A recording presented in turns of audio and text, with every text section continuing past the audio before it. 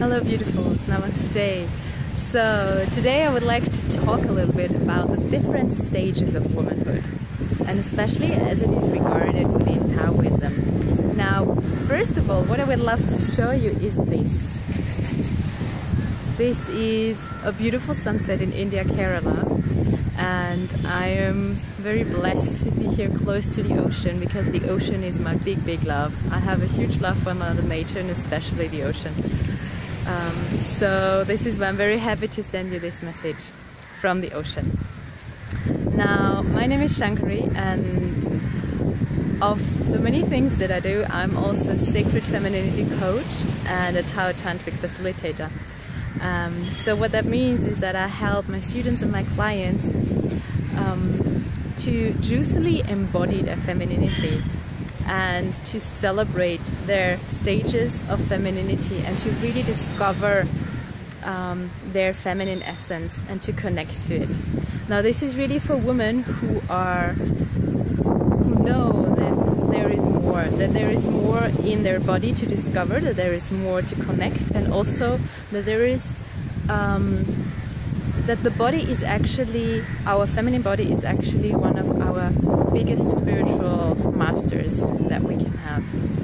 So, as you know, we as women, we play so many roles. We really embody so many roles in our day-to-day life.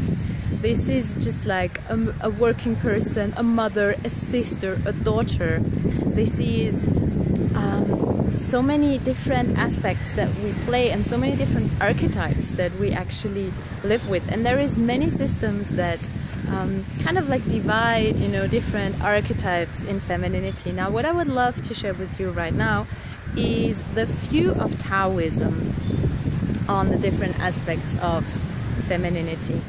As you might have already heard, Taoism has a basic map, and around this basic map everything is organized. So it's a map of the seasons. It actually comes from the wisdom and the knowledge of nature and about observing nature.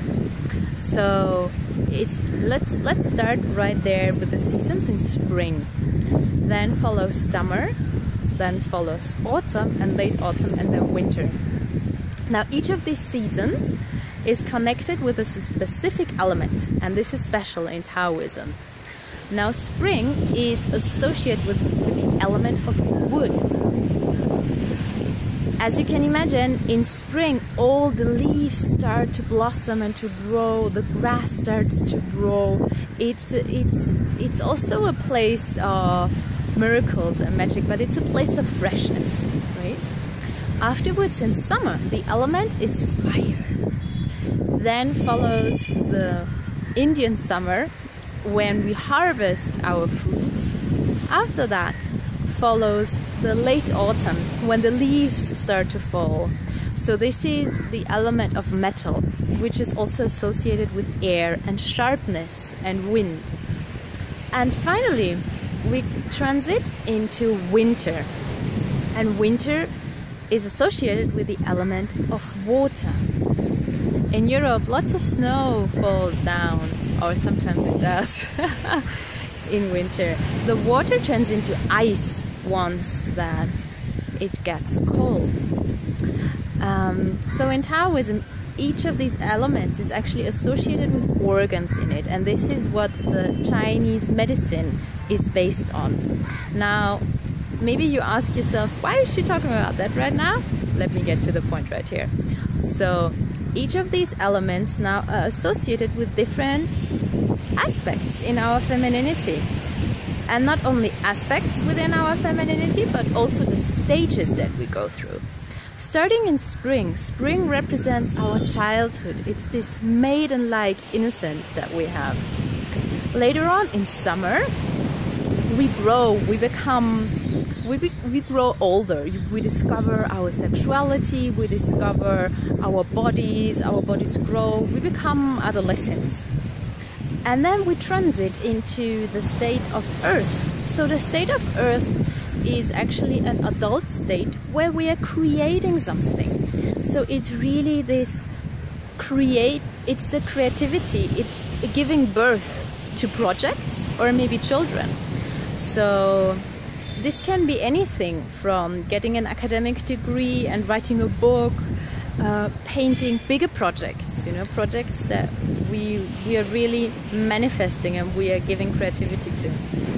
And then finally, and I will skip the metal piece right now just for your simplicity, and then the winter, the water element, is the stage of the wise woman. So after we stopped menstruating, this is actually the phase where we start our water woman period, the wise woman period, where we have already gained a lot of wisdom according to the Taoist feminine lineages.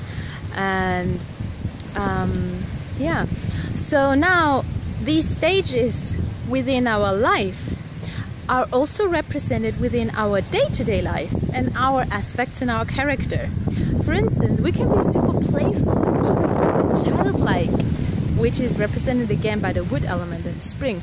And then we can have our fire and our sensuality, our passion, which is the fire element.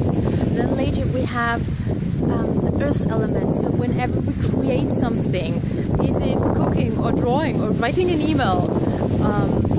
And then we also have the wise woman, the inner knowledge within us that guides us. So these are basically all the aspects of Taoism that we see within us in every moment and as well throughout our life.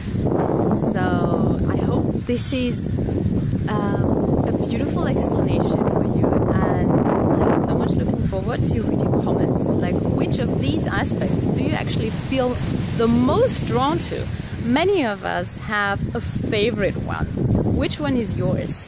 And I'm also happy to answer any questions that you have. You may check out my website, shankari.net/Shakti group. This is where all the feminine stuff is going on right now.